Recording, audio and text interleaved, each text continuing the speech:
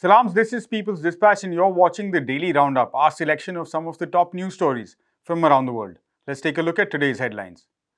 The Chilean Congress has approved a bill to launch its new constituent process. Another suicide attack has taken place in Kabul, killing at least 20 people.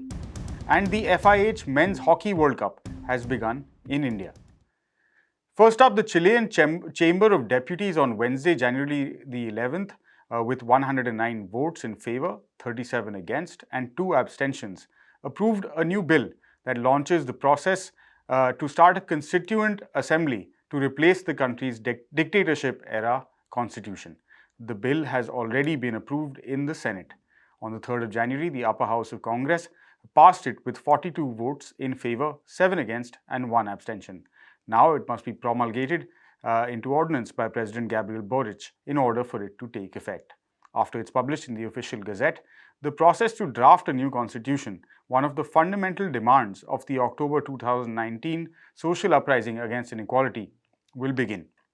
The bill calls for the creation of a commission of experts of 24 members, a constitutional council of 55 members, and a technical admissibility committee.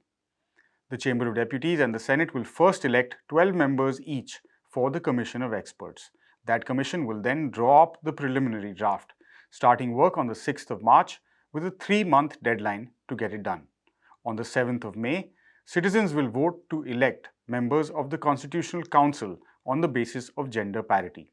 Elections will be mandatory and seats reserved for indigenous people will be added to the council according to a percentage of votes in the national vote. The members of the Constitutional Council will be in charge of writing the new constitution on the basis of the draft proposed by the experts. They will take office 30 days after their election and will have 5 months to fulfill the mission. Any contradictions will be addressed by a mixed commission of both experts and councillors. And finally, the Technical Admissibility Committee, made up of 14 professionals, will also begin its work on the 6th of March. It will have the role of ensuring respect for the 12 institutional bases reached as part of the Agreement for Chile, signed by the majority of political parties with parliamentary representation. The final draft of the new constitution will be put to a mandatory popular referendum for its ratification on the 17th of December this year, to be voted on by all citizens aged 18 and above. They will declare themselves either in favor or against the constitution. A suspected suicide bomber, possibly with links to IS, reportedly attempted to enter the foreign ministry in Kabul on Wednesday. While the infiltration bid seems to have failed, the bomber detonated a device that killed at least 20 people and injured dozens more, Tolo News reported. The incident occurred at about 4 p.m. on January 11th, and 16 of those killed are confirmed as employees of the foreign ministry.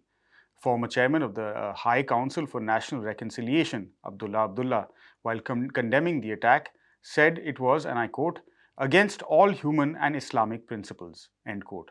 Several nations, including Iran, Pakistan, Qatar, and the United Kingdom, have condemned the attack and expressed condolences to the grieving families. The UN and several activists have stressed that this kind of senseless, indiscriminate violence perpetrated by extremist elements will never bring lasting peace to the region. Taliban officials, de facto rulers of the country, did not also provide exact figures of casualties that took place in the high security area, invoking both questions and criticism. A Chinese delegation was scheduled on the day to meet Taliban officials at the ministry. However, there has been no update on that front. I quote now, in total we received 47 patients, at least 19 were in critical condition, 3 were declared dead, while 43 others were admitted. 1 was discharged after treatment, end quote. That was according to Stefano Souza, director of Emergency NGO. Taliban officials have repeatedly stressed in the past few months that the security situation in Afghanistan has drastically improved under their rule. But dozens of suicide attacks targeting minority Hazaras, as well as educational institutions and crowded bazaars, have taken place. A majority of them seem to be carried out by IS. And finally, Olympic champions and world champions, Belgium, are seeking to retain the Men's Hockey World Cup, which is currently underway in the state of Odisha in the eastern part of India for the second consecutive time. Back in 2018, the Belgians, unlike their golden generation counterparts in football, beat the Netherlands on penalties to win the title for the first time. Before going on to do the same, at the delayed Tokyo Olympics a couple of years later against a strong Australia side. I quote the Belgian captain Felix De Neer now. I think the tournament will be a challenge, but we also have the experience, so we feel confident and we are hungry to retain the trophy, he said. On the 17th of January, Belgium face Germany in one of the most anticipated fixtures of the opening rounds. The Aussies are also among the favourites this time round. The three-time World Cup winners have won a record 7 straight Commonwealth Game gold medals.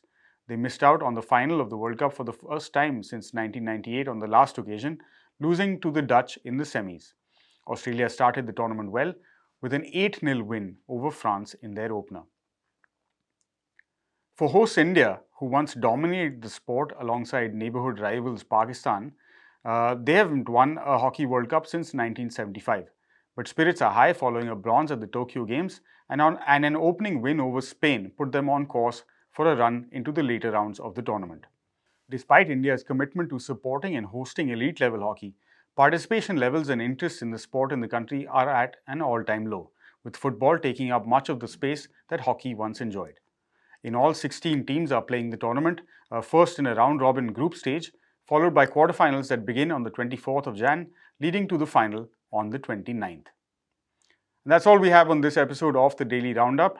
As always, we invite you to head to our website, peoplesdispatch.org, for details on all of these stories and much more.